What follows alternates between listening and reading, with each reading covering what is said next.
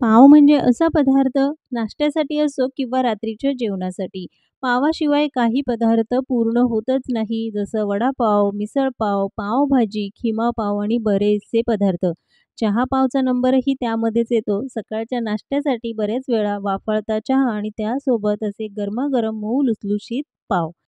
लादी पाव आज आपण कढईमध्ये बनवणार आहोत. कुकर किंवा ओव्हन ओटीजीचा वापर न करता.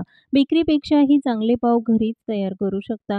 बेकरीमध्ये पाव कसे बनवले जातात हे मी वेगळं सांगण्याची गरज नाही.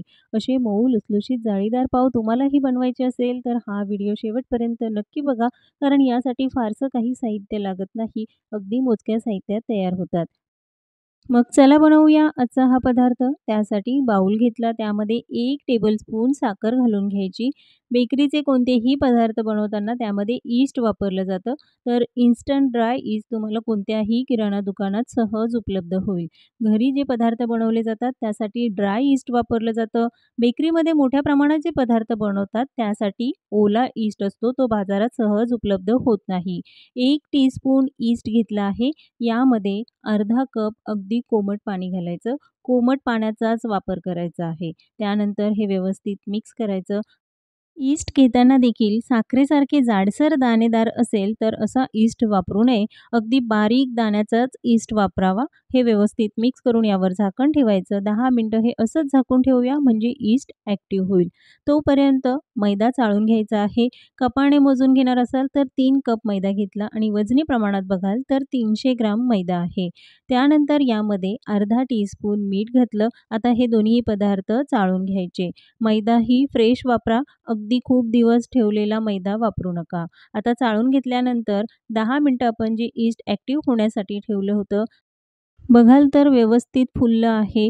ईस्ट व्यवस्थित फुललं असेल म्हणजे ॲक्टिव्ह झालं असेल तरच त्यापासून पदार्थ बनवायचे. जर तुम्हाला असं वाटलं की ईस्ट व्यवस्थित ॲक्टिव्ह झालं नाही, ते फुललं नाही, तर त्यापासून कोणतेही पदार्थ बनवू नका. ते वाया जातील, व्यवस्थित होणार नाही.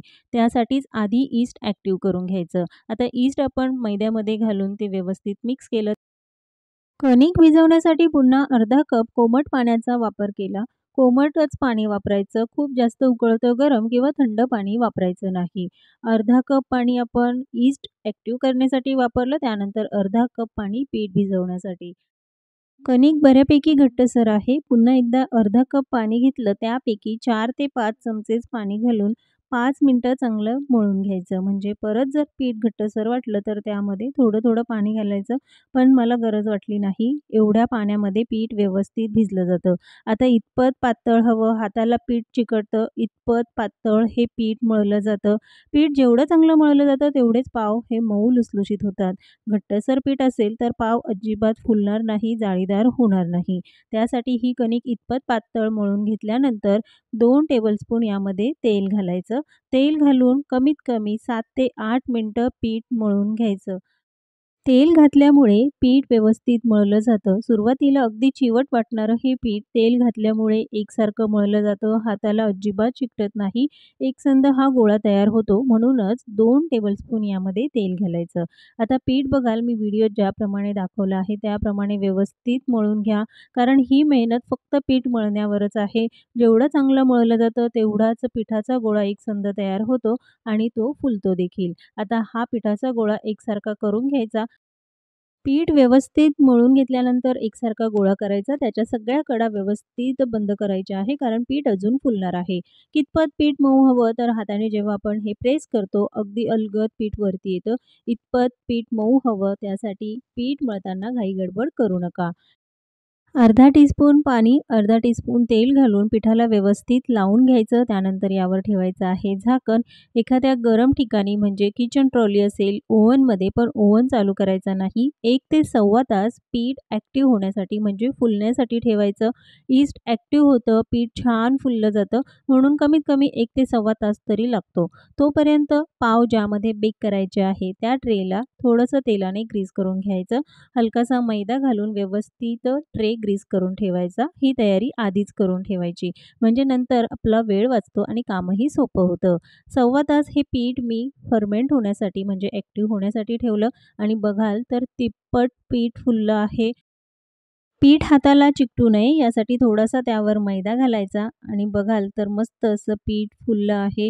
अगदी जाळीदार पीठ तयार होतं. ही बघा मस्त अशी जाळी देखील आली. जेवढी जाळी ह्या पिठाला येते तसेच पाव अगदी जाळीदार मऊ लुसलुशीत होतात. आता परत एकदा पीठ मळायचं आहे तर सुका मैदा घालायचा आणि मग हे पीठ 6 ते 7 मिनिटं चांगलं मळून घ्यायचं.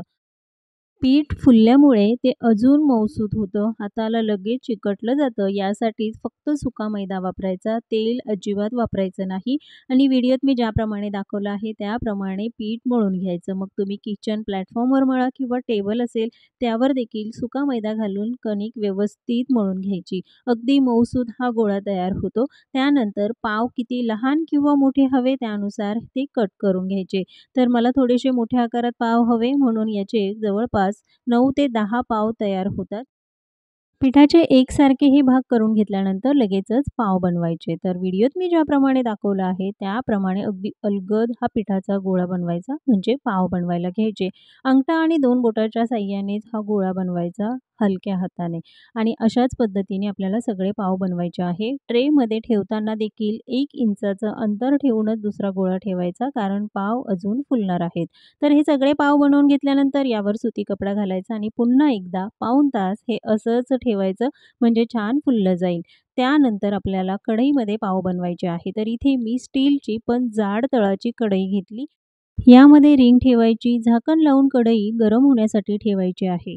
अर्धा ते पाऊण तासामध्ये पाव बघाल तर परफेक्ट फुलले जातात. चौपट पाव फुललेले आहे आणि असेच पाव हवे तरच ते छान असे जाळीदार होतात. जर तुमचे पाव व्यवस्थित फुलले नसतील तर पुन्हा अर्धा तास ते असेच झाकून ठेवा. फुलल्यानंतरच ते बेक करायला घ्यायचे. आता इथे थोडंसं दूध घेऊन पावाच्या वरती अगदी हलक्या हाताने लावून घ्यायचे आहे आणि त्यानंतरच बेक करायचे. जर कढईत बेक करायचे नसेल तर ओव्हन किंवा ओटीजीमध्ये सुद्धा तुम्ही पाव बेक करू शकता. 10 मिनिटं कढई चांगली गरम झाल्यानंतर लगेचच पावाचा हा ट्रे त्यामध्ये ठेवायचा. पाव बेक होण्यासाठी 25 ते 30 मिनिटं लागतात कारण कढईमध्ये बेक करणार आहोत आणि 10 मिनिटं आच मोठ्या आचेवर ठेवायची. त्यानंतर कमी आचेवर 10 मिनिटं ही आच ठेवून पाव बेक करायचे. जर तुम्हाला असं वाटलं की व्यवस्थित बेक होत आहे की नाही तर 20 मिनिटानंतरच यावरचं झाकण काढून बघा. पाव व्यवस्थित बेक होत आहे. फक्त वरती छान असा रंग यावा यासाठी परत एकदा 5 मिनिटं गॅस मोठ्या आचेवर ठेवायचा. टोटल 25 मिनिटामध्ये पाव छान असे बेक होतात. हे बघा अगदी परफेक्ट असे हे पाव तयार झाले आहेत. गरम असतानाच त्यावर थोडंसं तेल किंवा बटर लावून घ्यायचं. पावाला छान चकाकी यावी यासाठी तेल, बटर हे गरम असतानाच लावायचं आहे. त्यानंतर सुती कपडा हलकासा ओला करून घ्यायचा आणि 2 मिनिटं झाकून ठेवायचं. 2 मिनिटानंतर लगेचच त्यावरचा हा कपडा काढायचा आणि पाव डिमोल्ड करायचे तर त्याच्या कडा आधी सोडवून घ्यायच्या. सुती कपडा का घालायचा? कारण पाव हे खूप गरम असतात. असेच थंड होण्यासाठी ठेवले तर वरचा जो भाग आहे तो खूप कडक होईल, पाव नरम राहणार नाहीत. आणि त्यानंतर डिमोल्ड केल्यावर बघाल तर परफेक्ट असे हे बेकरीपेक्षाही चांगले पाव घरीच तयार करू शकता. बघून कुणीही म्हणणार नाही की पाव आपण घरी कढईमध्ये बनवलेले आहे. मऊ, लुसलुशीत, जाळीदार आणि अगदी परफेक्ट असे पाव तयार होतात. लादी पाव बेकरीपेक्षाही चांगले. त्यासाठी ज्या काही छोट्या-मोठ्या टिप्स सांगितल्या त्या नक्की फॉलो करा. मग चहासोबत खा किंवा मिसळ पाव. पाव किंवा बेकरीचे कोणतेही पदार्थ बनवण्यासाठी यीस्ट चांगल्या क्वालिटीचा वापरा आणि घरीच तयार करा बेकरीसारखे पदार्थ. आजची पावाची रेसिपी तुम्हाला कशी वाटली कमेंट्समध्ये जरूर सांगा. पुन्हा भेटूया एका नवीन रेसिपीसोबत.